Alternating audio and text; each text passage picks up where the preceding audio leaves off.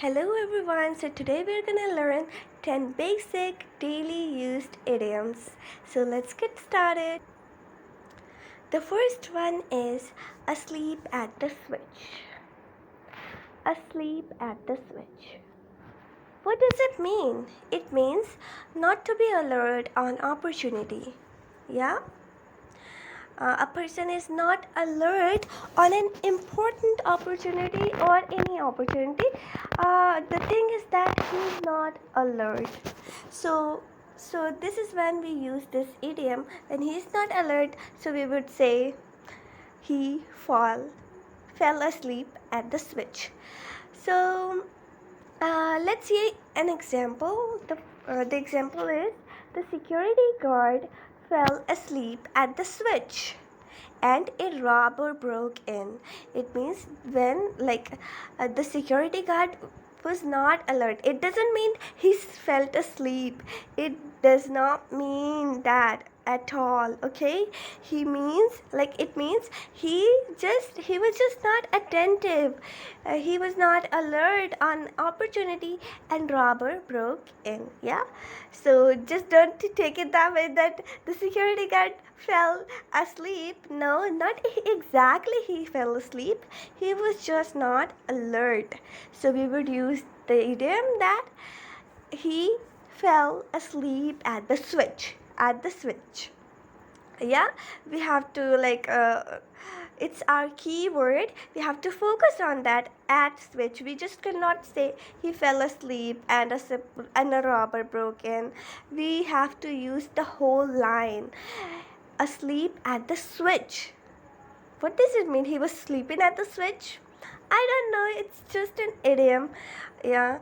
So the security guard fell asleep at the switch and a robber broke in.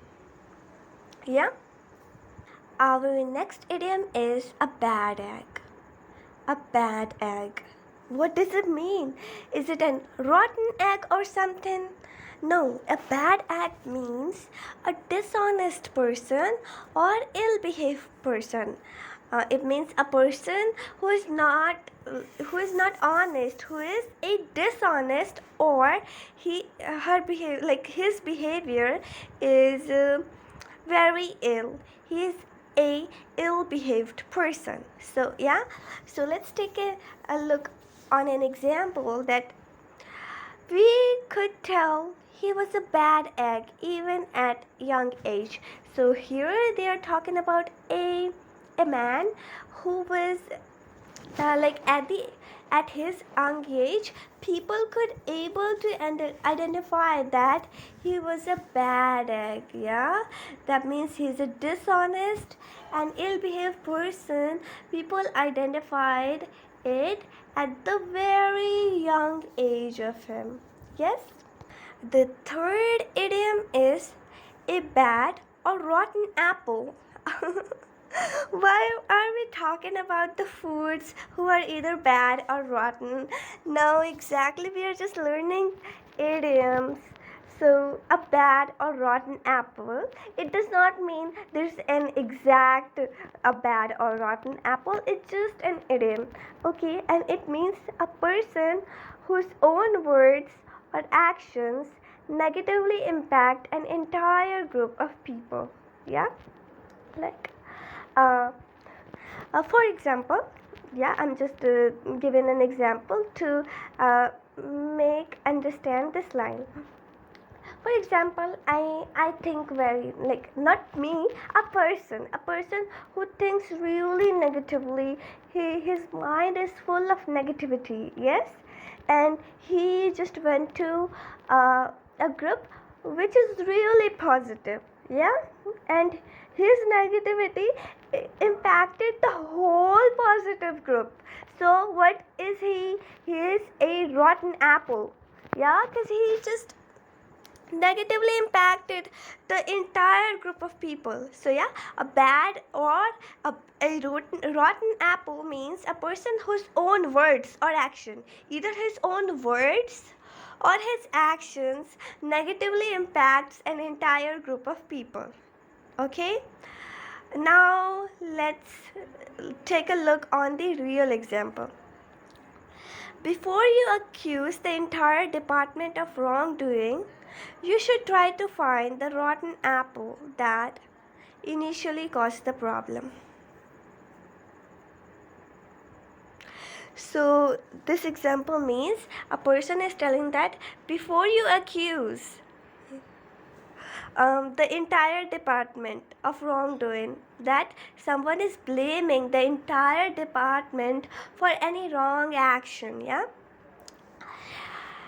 then he was just saying that before blaming the entire department for any wrong act, you should first try to find the rotten apple, a bad person, yeah, who impacted this wrong act. Yeah, you should try to find the rotten apple who initially caused the problem, who was the first one to initiate the problem. Yes. Our fourth idiom is a baker's dozen. A baker's dozen? What does it mean? It means 13 or more than a usual dozen. I couldn't understand it. See, how many numbers are there in one dozen? There are 12 numbers in one dozen. So, a baker's dozen means an extra number, which means more than 12 or 13. More than a usual dozen is called a baker's dozen. Well, to understand it better, we should take a look on the example. When Jacob went to the bakery to buy donuts for the office, he made sure to get a baker's dozen so he could sneak one to eat on the way to work. So let me elaborate it. When Jacob went to the bakery, yeah, because he was going to the office and he wanted to purchase the donuts, so he went to the bakery and he made sure that he should get 13 so he could sneak one to eat on his work, the way to work, so that he could eat that extra, one more than the usual dozen, to way to his work, to eat on his way to work. Yes. So he took 13 dozens, but not 13 dozen, but 13 numbers of donuts. Yeah, usually a dozen means 12, but he get a baker's dozen. That means 13 donuts, so that 12 donuts he could pack, and the 13th one he would eat on his way to work. Yes. Our fifth idiom is a ballpark figure. A ballpark figure? What does it mean? It means an estimate. An estimate. For example, we are expecting sales of the book to generate around $10,000, although obviously that's just a ballpark figure.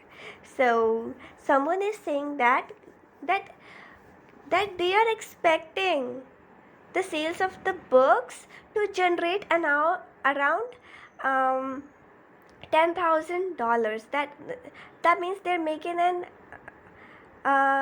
they're expecting to generate $10,000, but obviously that's ballpark figure.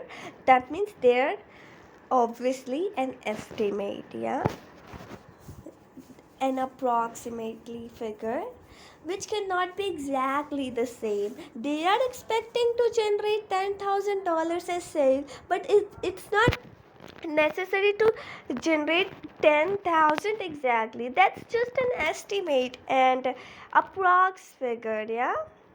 The sales could be less than that, or the sales could be more than that. It's just a ball figure. Yes?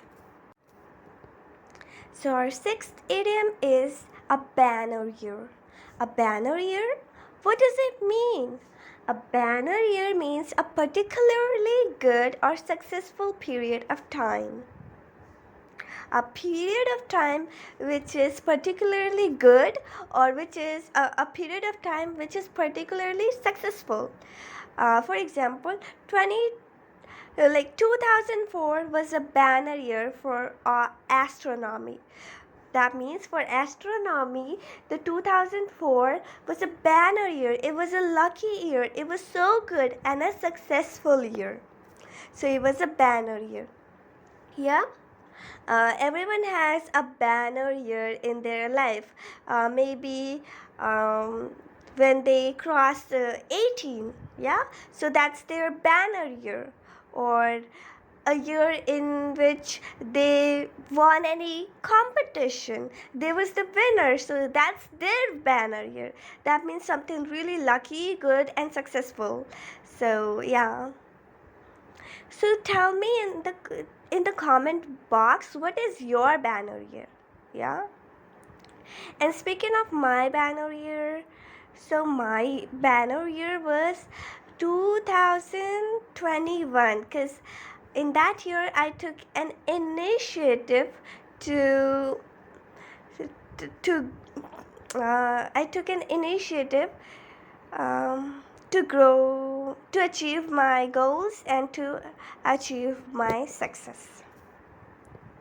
So our seventh idiom is a big cheese. A big cheese? The photograph's cheese? No, that's not exactly the camera's cheese, and it's not also the cheese which we eat. It is really different. It means a big cheese means an important or a powerful person in a group or a family. For example, there is a group of friends, or there is a family in which there is a person who is really important and really powerful. Yeah? For example, like in my class, there was a girl who was a big cheese. She was really important to the class, and she was so powerful.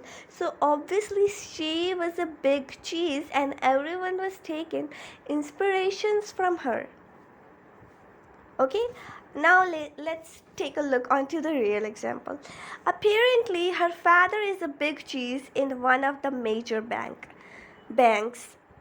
So there are so many banks, the major banks, important bank, in which his father is very important and powerful in those banks. He is really important in those banks. He is really powerful in those banks. So obviously he is a big cheese in one of the major banks. Yes?